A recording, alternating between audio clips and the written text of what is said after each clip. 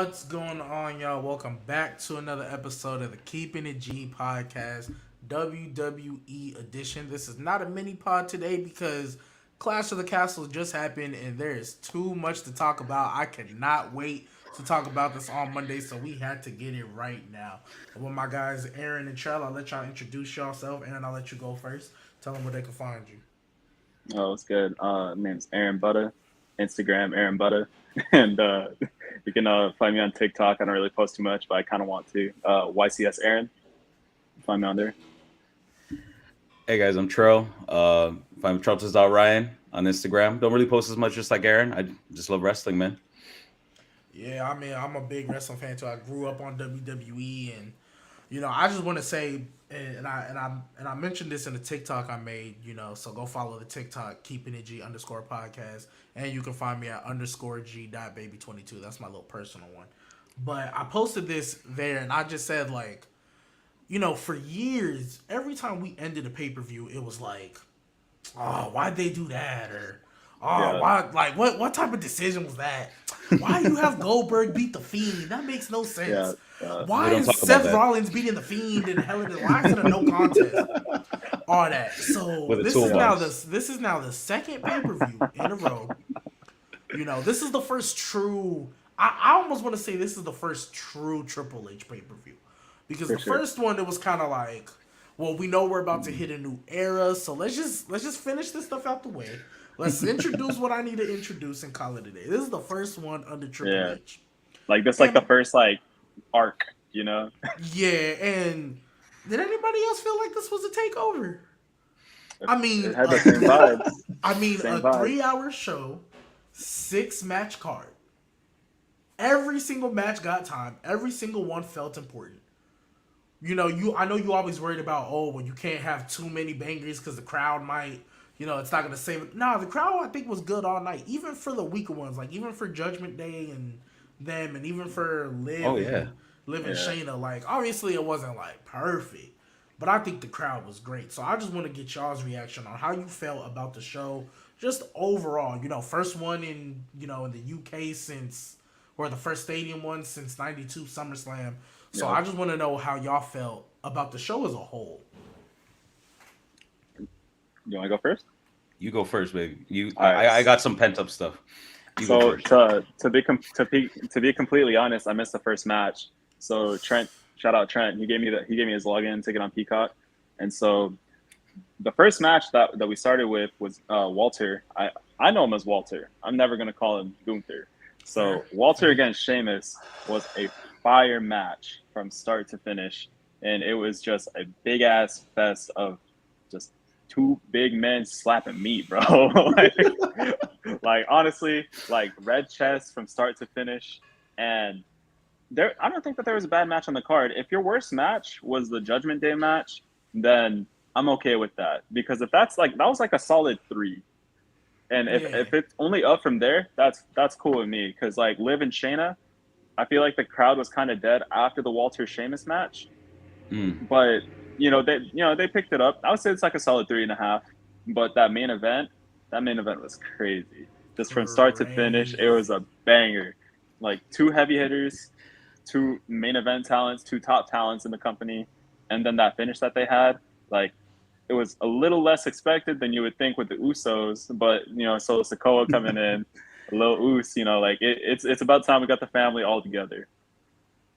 Absolutely. So I liked it. I liked it from start to finish, man. 2 5-stars for me from the Sheamus and Walter and the Roman and Drew.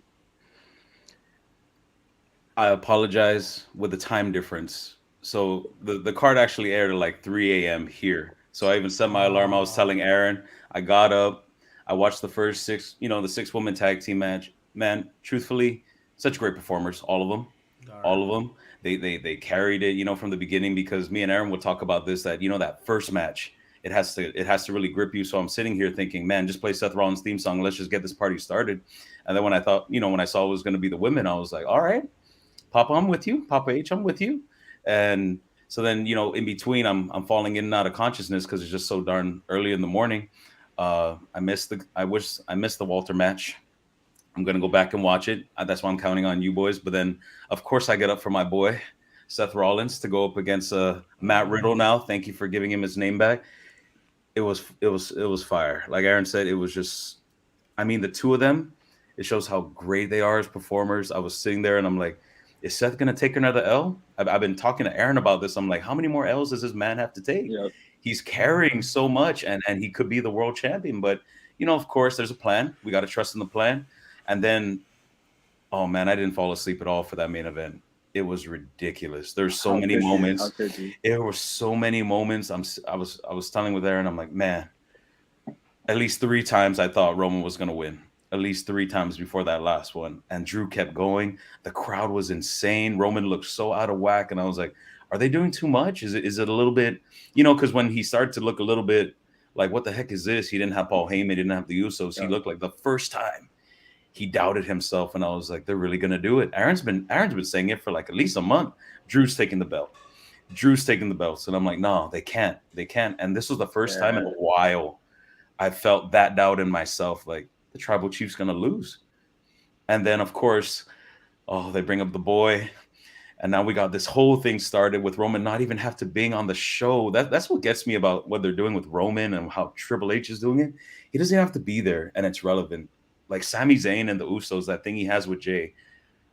Sorry, it was, man. It's what, like 8 o'clock in the morning where I'm at, and I still can't go to sleep, and I'm tired, and I still can't go to sleep, bro. I feel you get excited, and we're actually going to transition into that main event because you kind of put the coffin. So obviously we talk. I know Aaron's been like, Drew's gonna take it off of Roman. So I'll let you know. I said basically after SummerSlam, when I was like, all right, let's make sure we get through SummerSlam first.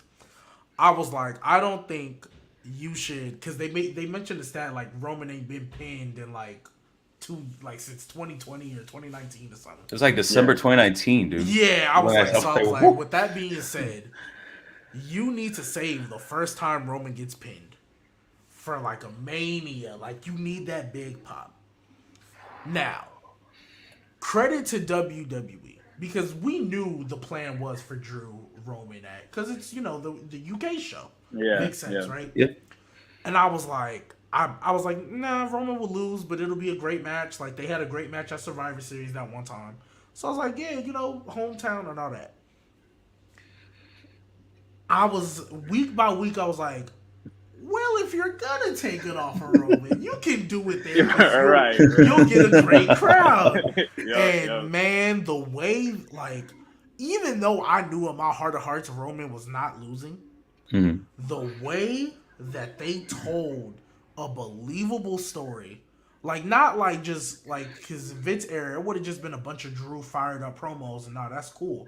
Video packages, the hyping it up, and because there's technically a lot of opportunities you can go with that.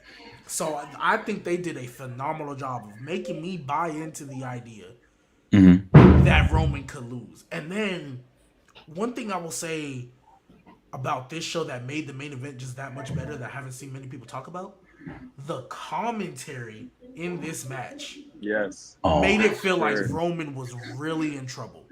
Like, all I kept hearing was, look, Paul Heyman, like, this is about the time Paul Heyman would put that confidence back in Roman. The Usos aren't there. He doesn't have that security blanket. Like, it's true. And then Karrion Kross had his little thing that he was doing. It was like, and so I'm just like, man, like, what are they going to do? So, of course, we get to the main event.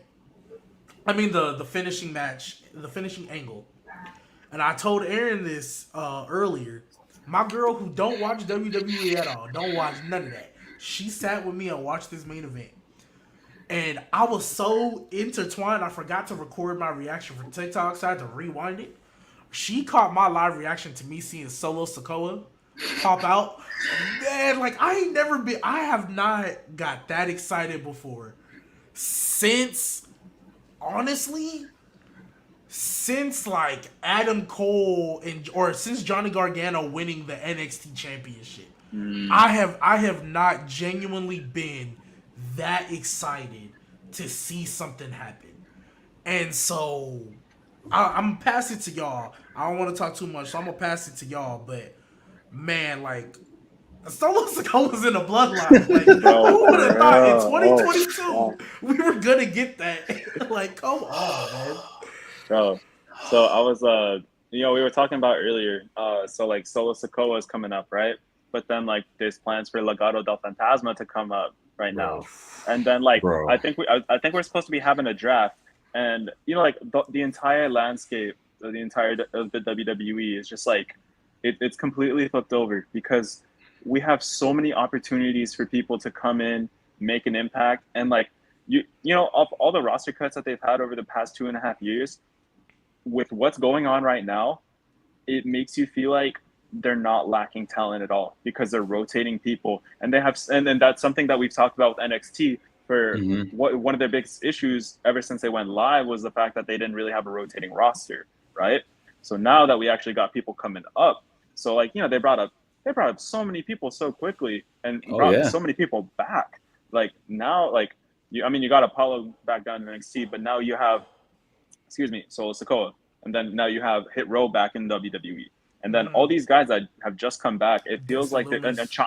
yeah, Dexter Loomis, Champa Ooh. is Champa's actually making an impact on the main roster. In Johnny's a main back, event, bro. yeah, In a exactly, main and event match. Tommaso so Ciampa on Raw. yo, Prime time. Sorry. it really feels so refreshing, like because it feels like there's untapped potential all over, and I actually do trust Papa H to actually follow through with it, Yeah, absolutely. and we I, still I have Cody coming back. oh, let's table that for 2. Yeah. Let's table that one, please. Let's table that one. I mean, I think for the first time since the invasion storylines, we're getting consistent appearances from everybody. Like I was telling Aaron when Finn Balor went back to talk to Braun. Let's just pivot for a Oh second. yeah, yeah, yeah, And, yeah. and during NXT, and I was sitting there, then I'm like, so what's Tyler Bate getting? And then he literally gets Pete Dunne. I'm not saying the other name. You won't catch me saying the other name. He ain't Nah, I that name. feel ya. He, I'm he not ain't going. Yeah, I'm he, not going to yeah. trip on it. he ain't that. He's the bruiserweight. But like just the consistency of them coming in, and it's not like a one shot thing. And we're finally getting a collusion amongst the brands, and it's not sloppy. Like when people will come up before, right, in the Vince era, it was either me and Aaron would always go back and forth, like, man, it's too soon, or why is it too late? You know what I'm saying? Like they always missed the boat on all these guys, and now we're finally getting that consistency with them coming up. And the one thing that I'm really starting to see that I love is that they're having this already established stars help out the dudes that are coming up, like the Miz and Ciampa. I was like, even that promo Ciampa did for SummerSlam, I was like, look at this guy adding to the things that the Miz, doesn't really bring us in those fire promos that he still does. You got Hit Row with the Profits. Are we even going to be like talking about this right now? It's like, oh my God, there's a plan. And I was telling Aaron that I haven't been this excited, to really tune into the weekly shows in a long time. It's been years. I don't know how many times when in the past few years, Aaron's like, man, I haven't even watched that. Tro, did you watch that? I'm like, no, I didn't. I didn't get a chance to catch it, but I'm forcing myself, or not even forcing myself. I'm sorry. Let me rephrase that. I want to watch these things. And it's just like, it's so refreshing. It's like, finally we get this. We've lost so many guys. Swerve, Keith Lee, baby, I miss you. But hey, what can we do, right? It was the times they need to go. They're doing it elsewhere, and that's fine. But look at what we have right here. And it's just like every day, I don't know what we're gonna get. Every time it's Raw, I'm looking at it on my phone, like, what's happening? What's happening? SmackDown, what's happening? NXT, what's happening? I watch it It's live good all now. around. I ain't never watched it. Even when I was like younger, I ain't never watched WWE live. It was either recorded, I watched it the next day, whatever. No, I watch Monday Night Raw live. Yeah. Friday, it's a little harder on Fridays because I'm busy and stuff. But Monday Night Raw from 7 to 10, my TV ain't changed the channel. Yeah. So yeah, and that, like, that's credit to Triple H because I saw what Triple H did with peak NXT. And I say it all the time. The first match I ever watched when NXT was black and gold, because I didn't watch Sami Zayn, Kevin Owens NXT. I really wasn't into that. I should have, but I went back and looked at it. But the first match that actually got me like, I'm gonna watch NXT every week was the inaugural North American Championship ladder match with the one that Adam Cole won. That card. I think it was TakeOver Brooklyn.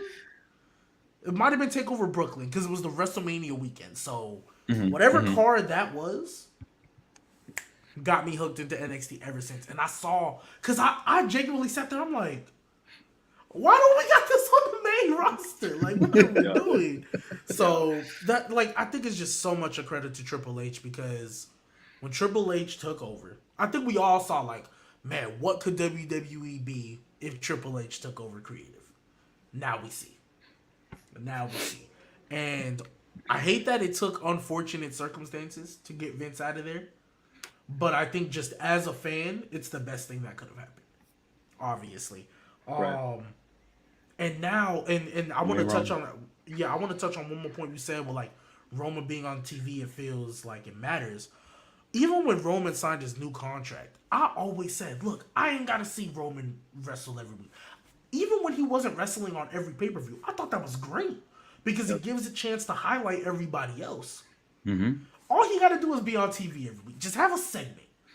Have a segment. Make him there. Like, keep him relevant. Build something with the Usos, and I promise you, just him alone will make it. So like that little period where he wasn't on like 2 weeks in a row, like no segments, no nothing.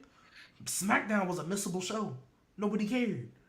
But like even this past time, like even the go home, granted it was pre-taped, Roman was on the screen for 5 seconds. And got Claymored, and honestly, I felt that was enough. I was like, great. Perfect. And they used that to set up this match, like, oh, well, Drew beat him up so bad they're not medically clear. Sami Zayn ain't even there. You know, and now with Solo Sikoa up. I'm sorry, Sami Zayn probably getting kicked off that bloodline now. Bro, like Jey Uso. He can carry that load. My gosh. It's just, no, I'm sorry. I'm just, like, I can't even wrap my mind around all the stuff they can do with that. That's exactly it. And like, so you guys are talking about the differences between like a Triple H show and a Vince show. So even though like Roman, even like all of Roman's championship like defenses, like they've ended like the same way, you know, some type of interference, blah blah blah. But one thing that I love about Triple H, and you guys can attest to this, especially from his NXT booking days, is that everything has a conclusive finish.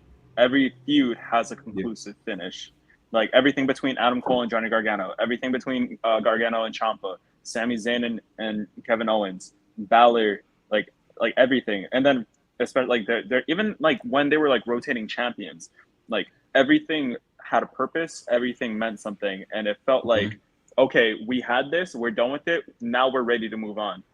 With Vince running the show, we probably would be getting the same formula of match every single time, not really worried about like what's going to be going on next week, because they're worried about moments instead of content, you know, instead of like having a true story. And now I think with Triple H, now we actually have this very fine blend of like, okay, so here's a story that we're presenting. We're going to have these moments at like, you know, certain times during the feud, but we're not just going to throw them, you know, like 2 weeks in there. Because I think that if Judgment Day, for example, if they gave Judgment Day just a few more weeks to build up with Edge, like if Edge was still going to be around for whatever reason he was gone, and Finn Balor eventually took over, I'm sure that there would have been a plan instead of just throwing him in there, you know? Yeah. So, yeah, for that stupid angle that they did for like, what was it, like 5 minutes of just them beating up on Edge and everyone's just sitting there like, what's going on? Yeah. What's happening? You know, like it was inconclusive, like what you said. Right. And I think for that, just like you voiced it perfectly. There's conclusions to everything. I mean, with Drew and Roman, right? You would think, you know, with Solo Sikoa coming in and whatnot, it's not done and whatnot. But I felt that it was good. You know, like even the way they ended it. I mean, Tyson Fury coming in, I was a little like what's going to happen here? Is there going to be a spot? Is he going to like Glasgow kiss Tyson Fury and start that thing up again with, you know, well, what is it? But they just pandered to the crowd. And for me, I'm like, look at this man taking such little things like you know, G-Baby, like you said, Roman was on the screen for 5 seconds. He got Claymored. But like you said, that was enough. It's like everything is not too much, not too little. It's just the right amount. Almost every single thing that they do is just the right amount. And it's just so good for us. Nothing's being force-fed down our throats. Nothing's being taken away from us too much. We're getting the right amount of everything. And it just speaks volumes to the man, honestly. Yeah, because you said it earlier. This would have been, if this was Vince, this would have been a 3-match series. They would have had a rematch at Extreme Rules. Yeah. all the works, man. and then they probably would have had a third one at whatever the show is. What but- Survivor Series, and then Yeah, like a conclusion yeah. on a house show or something like that, like Yeah, a, like a regular tape show. you know what Yeah. I mean. And The yeah, final I don't- encounter. Absolutely. And I mean, Karrion Kross is waiting, so Drew's probably gonna say something on SmackDown, and Karrion Kross is gonna show up, attack, and that'll be the spinoff feud. Yeah, no, and exactly. Like Yeah. it can lead in perfectly. Perfect. And another thing that we can lead into now is hopefully the correct conclusion of Seth Rollins versus Roman Reigns. Because oh my gosh, that day one, or was it day one of Royal Rumble? That Royal Rumble match that they had, I thought, man, Seth Rollins coming out in the Shield gear and all that, I was like, man, this is a perfect way to put a cap on this story. Yeah. And then they ended it in a DQ. I'm like, Yeah. no. I was like, you had everything working. I genuinely believe now this is going to be a perfect way to wrap it up. Because Roman technically still has never beaten Seth Rollins. One-on-one Facts. anyway. Still has never beaten him one-on-one. I mean, if we want to Bro. get technical. If we want Come to on get now. technical. Money in the Bank? Oh, What do you mean? Oh, 6 no. years ago? Yeah, Seth won, though. Yeah. Seth won though. Yeah, and then Oh, Dean wait, cashed in on it. my Yeah. bad, my bad. I thought Come you said on the now. other way around. I thought you said the other way around. My bad. Oh, my okay. bad. Oh, no, Okay. no, Okay. yeah. Yeah, Come so on, man. like... And, That and spirit when I to the look back- pedigree. Yeah, That's yeah, one of I my got you, favorite I got you. moments. No, my bad. Yeah. No, you all good. You all good. Yeah. But I was like, so that's one route they can go now. Yeah. If they want to do Seth versus Riddle again, Extreme Rules, that is one that would make sense. And again, we talk about the commentary on this show. They really put over the fact that the only reason Riddle lost is because he got too emotional. Yep. And what Yeah. is Seth Rollins? The architect. So, oh my gosh.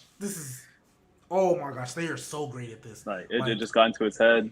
Yeah. Oh my gosh. Yeah, so if they, but, and even in the thing, he was talking about his wife and all that stuff again. Yeah. And the way they were staring each other down, I wouldn't be surprised if they did like a Extreme Rules or a Hell in a Cell type stipulation at the Extreme Rules premium live event, pay-per-view, whatever. And that would be like the feather in the cap. And because you guys are right, Seth Rollins did need this win. Even though I feel like Riddle could have been put over, I feel like he doesn't need to be because he already got over with Randy Orton and RK Bro. Oh yeah. So Riddle can take this loss here and be all right. Even though Seth losing to Cody all them times, I think every single time Cody should have won. It was just Seth Rollins had to be losing so much before Cody got there. Yeah. Mm-hmm. No, That's why it was exactly- like, dang. You're like really Should 3 times lose. in a row? Yeah. Yeah, but like if Seth Rollins, let's just say Seth Rollins was winning before that.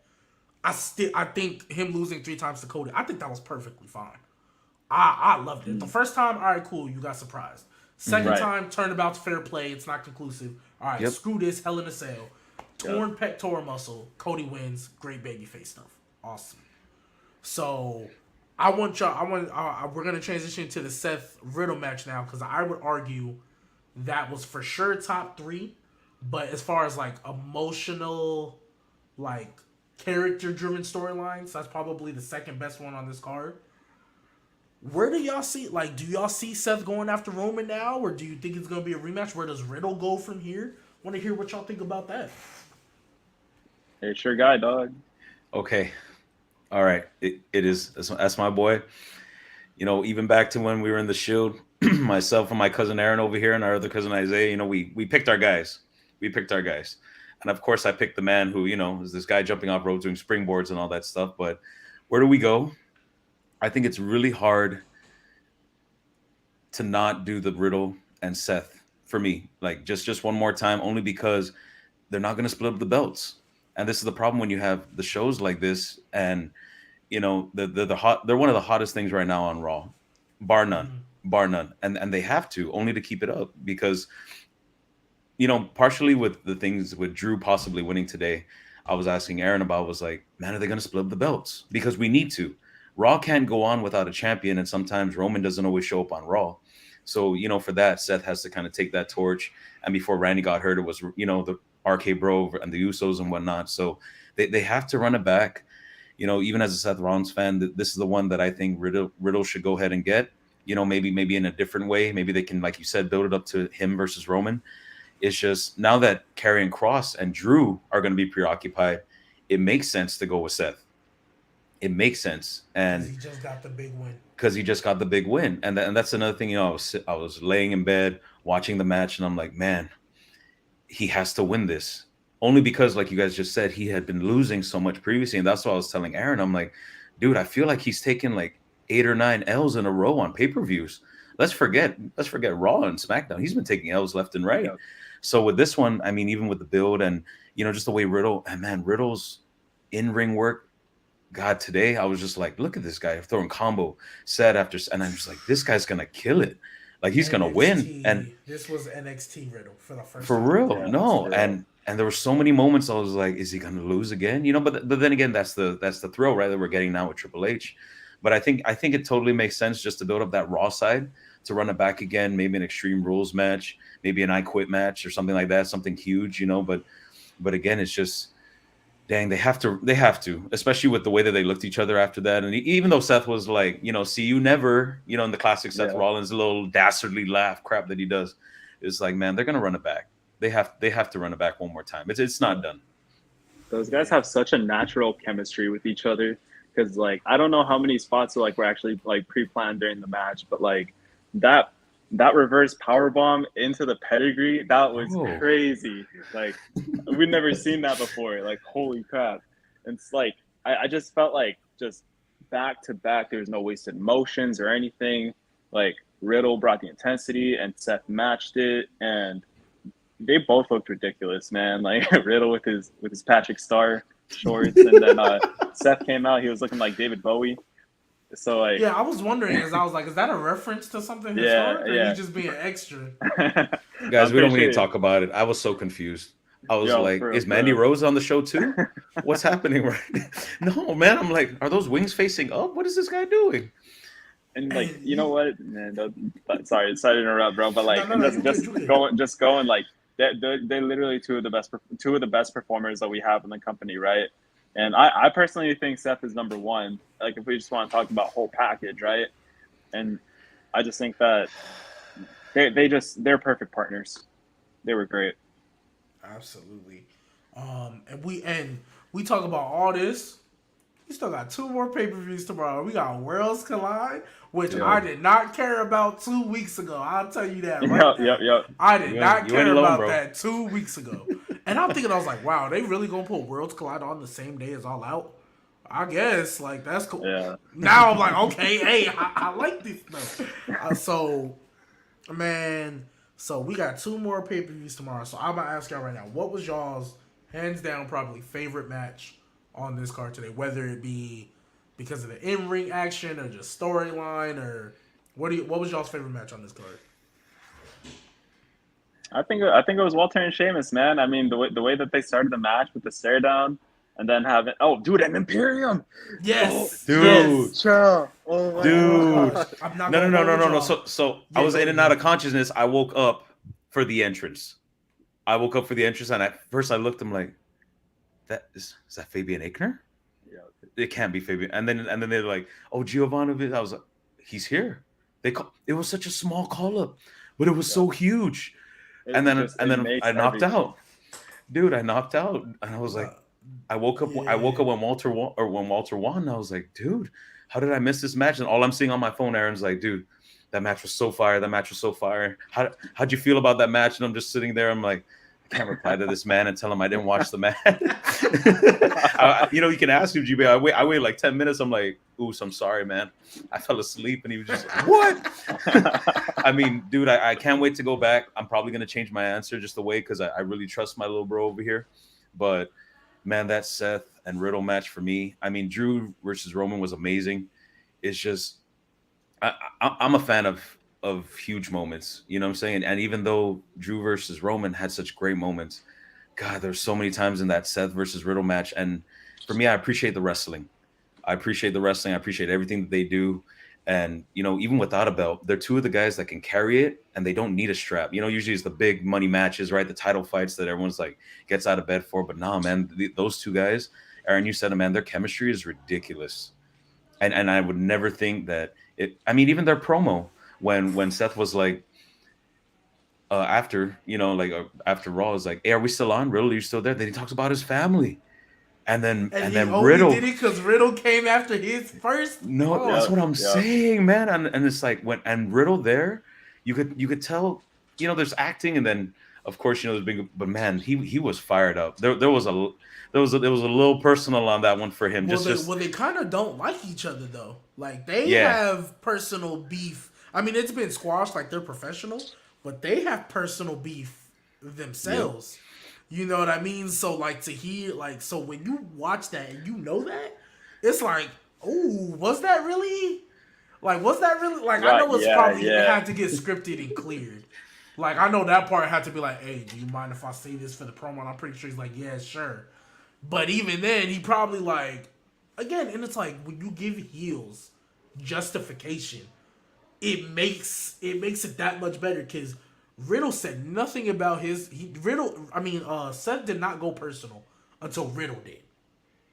Riddle talked about his wife, so he's like, that was a good hit too, by the way. That was a good hit too. Yeah, when he said it, I was like, oh, that's nice. A nice little play on the, the man. That's nice. Like, cool. Come back, and I'm like, honestly, I saw that. I was like, okay, I was set to win now, and I shouldn't. But I want Seth to win now. So, yeah, and then we talked about Imperium with all that.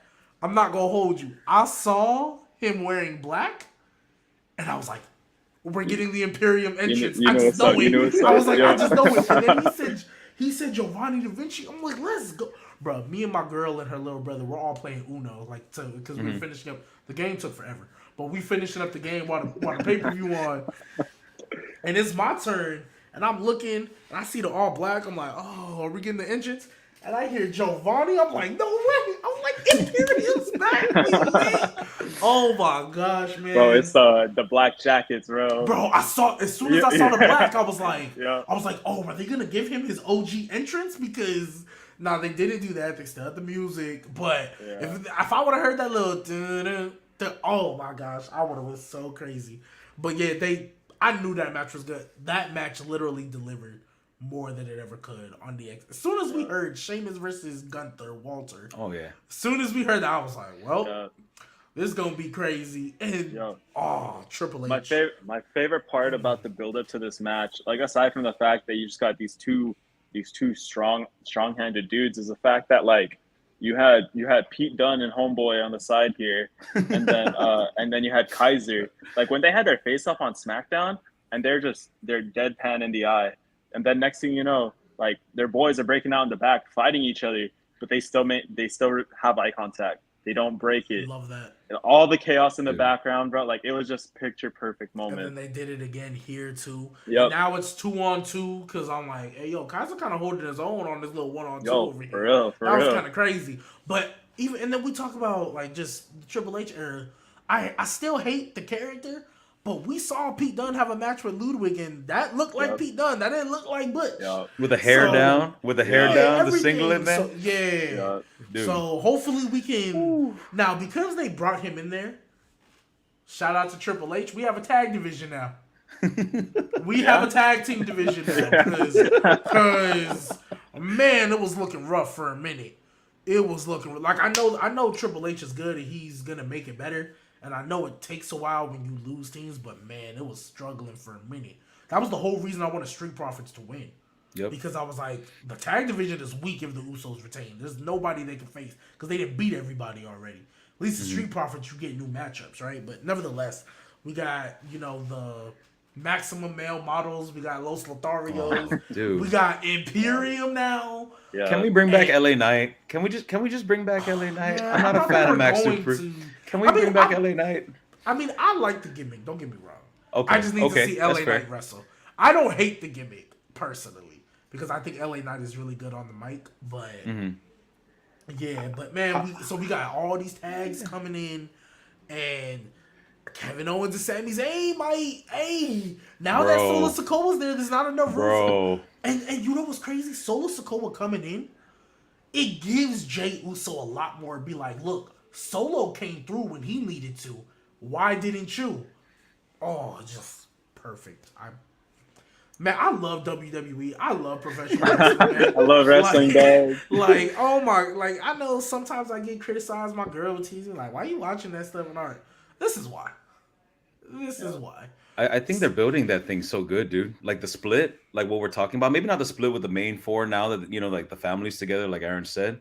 But I always wondered, how is Sammy going to get out? Is he going to be like the Paul Heyman thing now? That now that Paul has a bigger role, right? Like behind the scenes ish. So, I mean, it's like, man, how are they going to get Sammy out? Then when Kevin came out, that's the one that really got me when he was, being the prize fighter and he was talking about being the Bloodline's bitch, and he's like, "You're my brother," and like. Whenever they say the term like that on screen, I always think of the little man right here. Not the little man; he's a big man now, but this man right here. And I'm like, dude, I could just imagine if I became like a bitch for somebody else, and he comes out like, "Do you remember who the hell you are?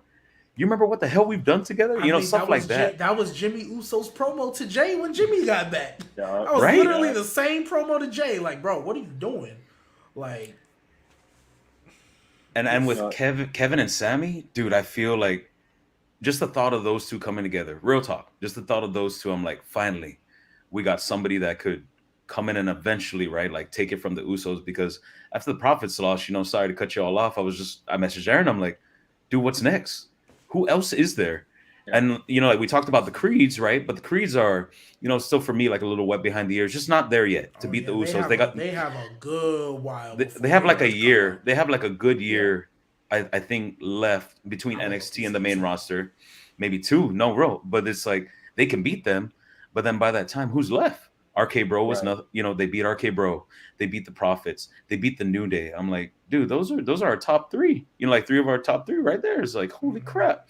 And so with Sammy and KO, Aaron, you could talk about KO. I know that's the boy, dude. I could go for hours. And Sami Zayn, dude, with Shinsuke Nakamura. Aaron still talks to me about that match. Till this day, he still talks to me about that fire match in NXT, dude. Low key, that's probably my favorite NXT match of all time. I honestly think so. Of the entire catalog of NXT like bangers, Sammy and Shinsuke is probably still my favorite. And I can't tell, like, you felt like it was like magic in the ring, and they had never wrestled. They didn't even talk about it, and. The entire time, like Takeover Dallas was a fantastic event, but it was capped off by the fight forever chants. They're kind of cliche now, but the first time that it came out during that match, it felt like, no, dude, I actually want to see these guys fight forever. Yeah. It was just start to finish. It was gas. How you felt about that is how I felt about Tommaso Ciampa, Johnny Gargano in the unsanctioned match. Yeah, that's exactly So I feel you with that, but So, yeah, I mean, like I said, overall, it's been a pretty great show. And I mentioned earlier, we got 2 more pay-per-views to go. So, I want to ask each of y'all, what are y'all looking forward to as far as Worlds Collide and All Out? Because I'll just tell y'all right now, there's a lot of things that could and can happen and all that stuff, right? I just know, by the end of tomorrow night, Jon Moxley still better be AEW World Champion. Because I've been saying this. I don't think Punk should have beat Hangman Page in the first place. But whatever. I don't want to get back into that. But I've been saying for a while, like, look, CM Punk, especially when they gave it to Moxley and the type of defenses he's been having, and the type of champion that Moxley is, it does not seem believable that CM Punk can just come back and beat him. It didn't seem believable. So they moved the match to Dynamite, and I'm like, okay, I guess. Right. And then they do that little squash match. I'm like, oh, that's great. That's great. That's fantastic. And then it's like, oh, they might just do the rematch on All Out. I'm like, oh, that just kind of diminishes it. I will say Punk did they did an amazing job of making me want to see it again, though. That promo and all that was good, but it's still like if CM Punk wins, it undoes everything. So that's my thing. As long as AEW ends tomorrow with Jon Moxley still as your world champion, I think I can live with anything else that happens. But I want to know what y'all are looking forward to, either Worlds Collide or AEW All Out. I want to see the aftermath of All Out because I'm not gonna lie, like I haven't really kept up with AEW over the past few weeks just because I've been so invested in WWE. Mm-hmm. But if I remember correctly, if memory serves me right, that they're having the trios match tomorrow at All Out Yeah. with Will Ospreay against the Bucks, and the Bucks need a third. So Oh No. It's Dark Order. It's It's Dark Dark Order. Order. It's Dark Order with okay, Hangman okay, though. With Hangman With okay, Page Hangman. okay, versus all right, the Elite and Kenny Omega.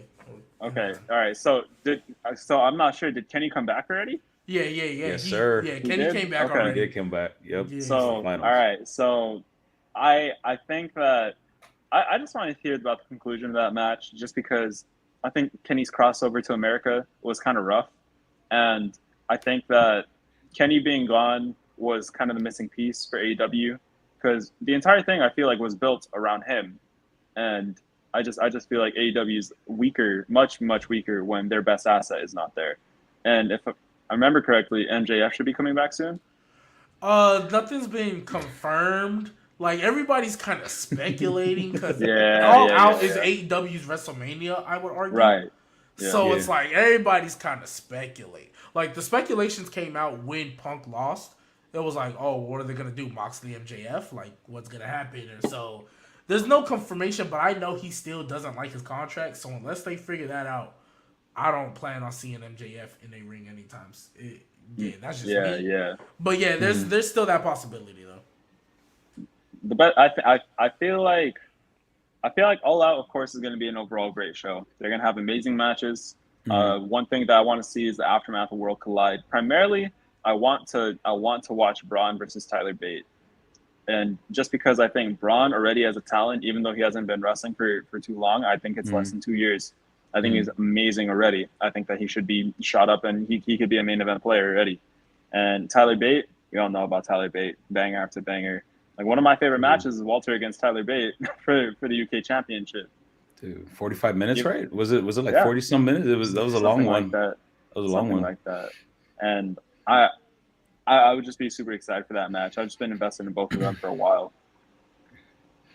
So like What about you, Joe? so when I think about the like All Out, G baby, I'm with you. If he squashed Punk for 3 minutes, ain't no way Punk can come back, especially after they were playing off like the broken foot and all that crap. John Moxley should be the one moving forward. He should be the one going. But like what I'm looking forward to from All Out, like low key, bro, Bryan Danielson versus Chris Jericho with that whole Daniel Garcia, bro, that whole, like when Jericho came out with that thing with the Jericho Appreciation Society, Aaron, I don't know if you kept up with it, but he was like, I'm not a wrestler. I'm a sports entertainer. Yeah. And that never sat well with me, only because like maybe almost everybody else in that faction was, but Daniel Garcia for me was always like, dude, exactly. this kid is gonna kill it once he, like gets that time, gets that opportunity to go. They're gonna, like they say, right, strap a rocket to the back and ride it to the moon. And when Daniel was kind of like turning on Chris and the crowd at AEW, that's one of the things I always appreciate about AEW is the crowd is like, you're a wrestler. I'm like, he is a wrestler. That match he had with Wheeler Yuta, dude, for the Pure Championship, like, bro, I was telling Aaron, I watched it and I was like, this guy's a wrestler. He ain't no sports entertainer. His promos are great. And, I'm looking up and down the card and, of course, Wardlow and FTR versus the Motor City Machine Guns and Jay Lethal. I think that's low-key. That could be a good match, too, like one of the best ones on the show. That sounds good. Dude, they got Mox versus CM Punk, which should be a lot longer than 3 minutes. We all know we're expecting probably like 25 to 30 and then maybe something after with an appearance. It's 15, though. You hope it's 15? I don't want it to. I know it's AEW, so they're going to put it more than 20, but I hope this is like a 15 to 18, like Moxley dominates. Like CM Punk has a better showing, but Moxley dominates. That's what I hope. One thing about both of them is they are not equipped to wrestle longer matches like 20 plus because Punk is too old at this point, and Moxley, I just feel like he doesn't have that deep of a bag. Overall, he's a great performer. Don't get me wrong; he's a total package. But I just don't think that his style, because he wrestles like this really gritty brawler technician kind of style, and over a long grueling match, it just kind of wears off, and I feel like he kind of just loses that like his shine as a match progresses. Depends on. I agree. I think it just depends on who he wrestles. Right. Because like Yeah. If it's with like Kenny, or if it's with like Oh, anybody yeah. else who can actually hang for that long, you could probably get something a little more special out of it. But with Punk and Moxley right now, I think less is more. For real. I think Absolutely. 15 is good. I think 15 is good. Give more shine, to the other guys on the card, the other females on Yep. the card too. Like going for, I think that fatal four way for the interim. I don't like that term, especially in wrestling. The interim women's Yeah, but championship they've could been be good. using interim up for like years, so that's not gonna go away. It's not Like, gonna Yeah. go. I mean, we did it right with the cruiserweight not too long ago with that whole thing with Jordan Devlin and Santos Escobar. But it's like, man, give to the others. Like you said, less is more with Punk and Mox. Let's close the door. Give Yep. Punk time to really rethink, revamp. I don't want to be force fed CM Punk anymore. And I was never really like the biggest. Aaron could say it. I was never really the biggest CM Punk fan. I appreciated what he did. That match with the Undertaker at WrestleMania is always on my list. It was like, man, one of the first times I thought he could actually lose. But they're older. Mox, when Mox had that promo just on Dynamite, I think, right, G-Baby, where he's like, I could have gone 57 more minutes. I'm like, but we didn't want you to. Like, there's no need for you to go 57 more minutes Yep. with Punk. We don't need an Iron Man match between the two of you. It's like let's put some of our resources into those other talents that are really like shining. I just want All Out to be kind of done, so we know where MJF is kind of going, because like even with a lot of the stuff they have, hey man, it's time to move on for that world title scene. They have to. I've been telling Aaron that Tony Khan, I feel, has been on the ropes for a while.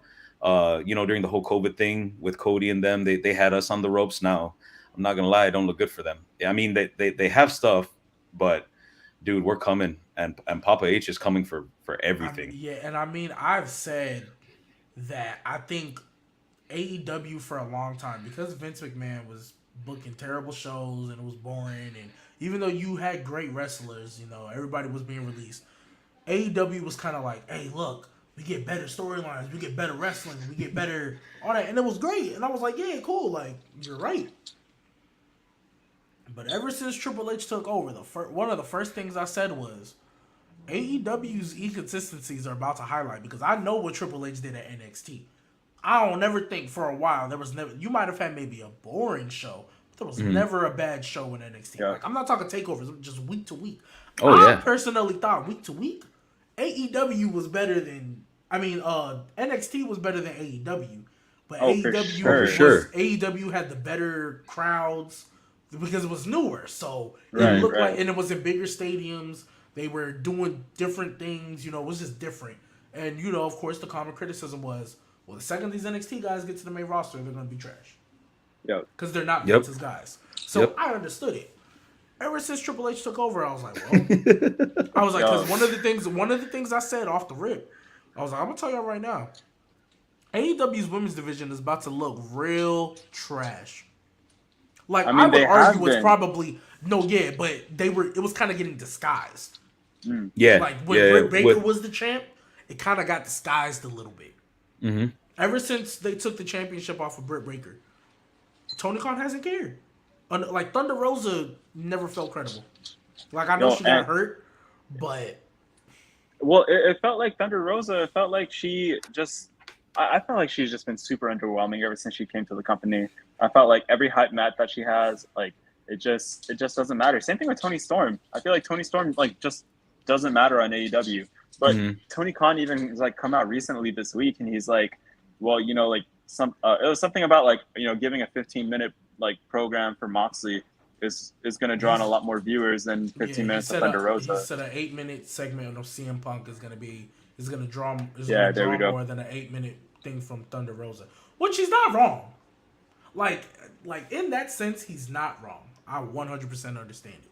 Yeah, that's not the problem we have with your women's division. It's the fact that they only get one match a week on a 2-hour TV show where you have a bloated roster. And like you said, like Tony Storm doesn't feel important. I'm surprised she's lasted as long, because when Ruby Soho first got here, nothing. Athena, I forgot she was challenging Jade. Like, is she challenging Jade? Yeah, she's is she challenging Jade? Oh, shoot! I thought. Okay. I'm sorry. Yeah, I thought they did that already. The way they've been doing it the past few weeks, like Aaron, I haven't been really keeping up. I thought it was done. But like, but just week to week, I forgot that was happening. I forgot that was a match. That's a problem. Yeah. Like Jade Cargill felt bigger than Thunder Rosa, and to me, I felt that was a problem because Thunder Rosa was presented so good on the chase, she won it, and then it was just like, and that was a problem because Triple H don't do that. And one night, Triple H literally said, "All right, let's go back to having the greatest women's division on the planet. Let's just go back to doing that real quick." Because peak NXT, like remember Io, Candice LeRae, Dakota Kai, Tegan Knox. Where is she? I hope she comes back.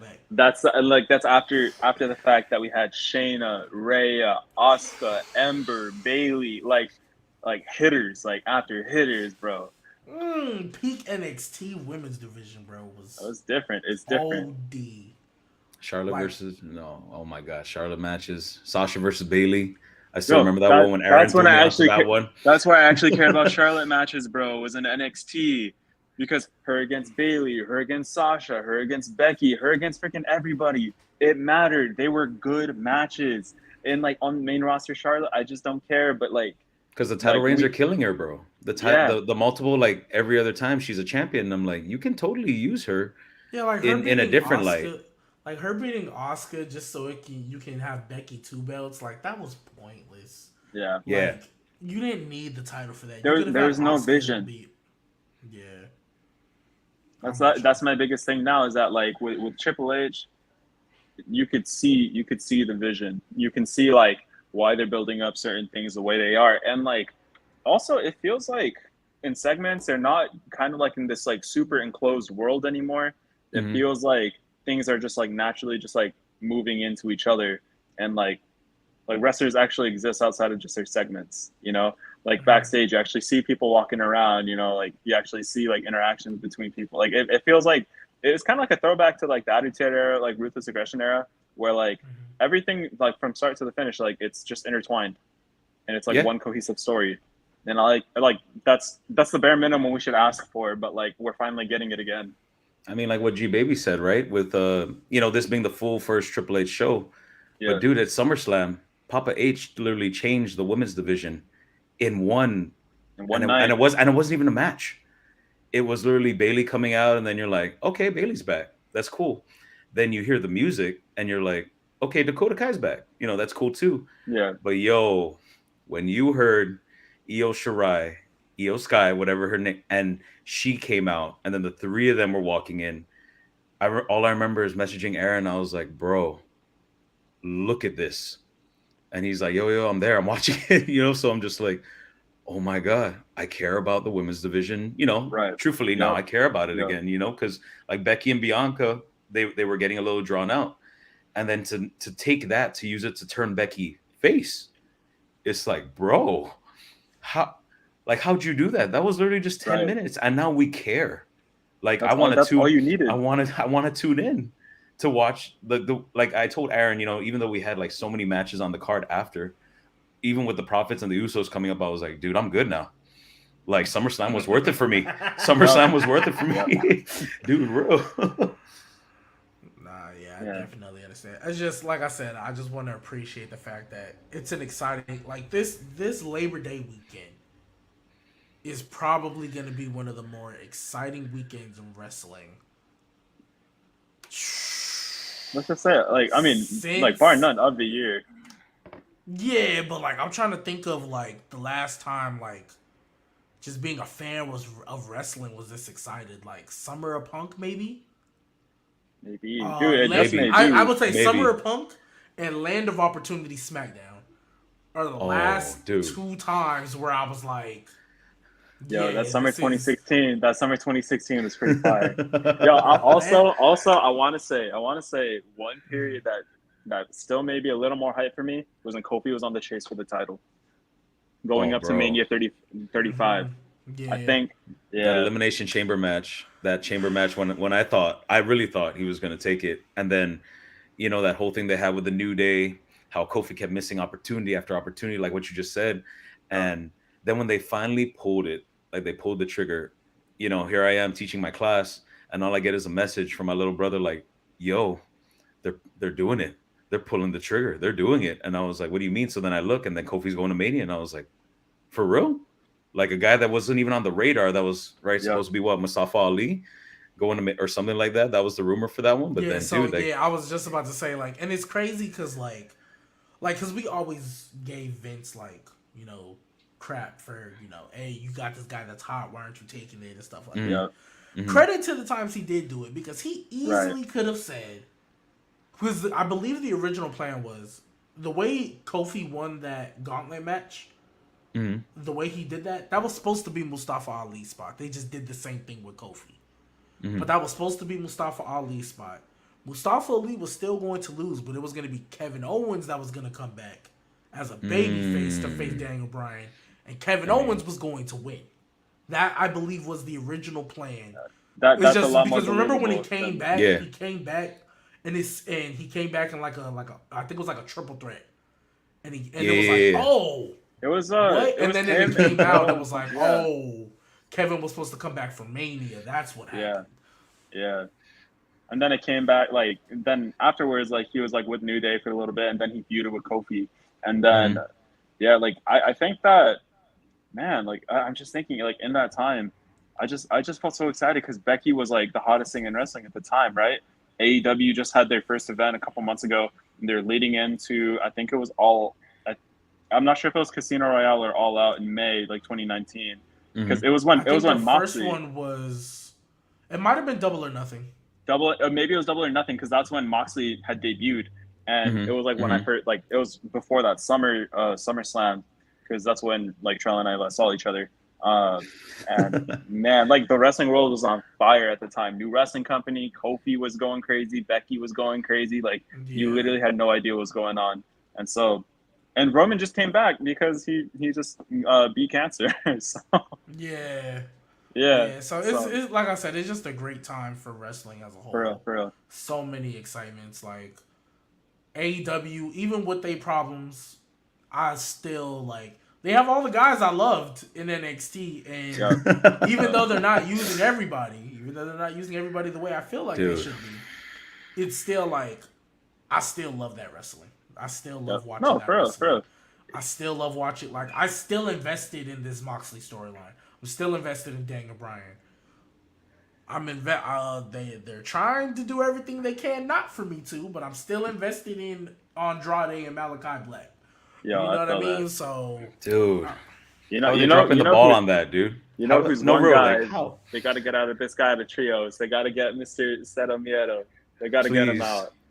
Dude. Oh, you're a Penta fan? Pentagon. Yo, Dude. I'm a huge fan of Penta. I think they're fine as a tag team. I don't really care for Ray or Penta like by themselves. Sure. Like that's just me. I didn't watch them before that. Like a lot of the AEW guys that like from New Japan, like I still don't watch New Japan, but I never did before. Real. So like for example, everybody goes crazy. Like they always say like, man, when Shinsuke first got to WWE, I was like, man, this is crazy. You couldn't have told me. I was just like, oh, okay, cool. They signed somebody else. Nice. Yeah. I like his entrance. That's what it was for me. Yeah. You know what I mean? He signed somebody else. I didn't know. Like, I didn't know about these New Japan dudes. So, like, I got you. There was a lot of debuts that you ain't alone, bro. had that I didn't know about or I didn't know were big. So, like, when Keith Lee first got signed, because I watch a YouTube channel that's spoken about him, that's how I knew who he was. But I ain't never seen him wrestle.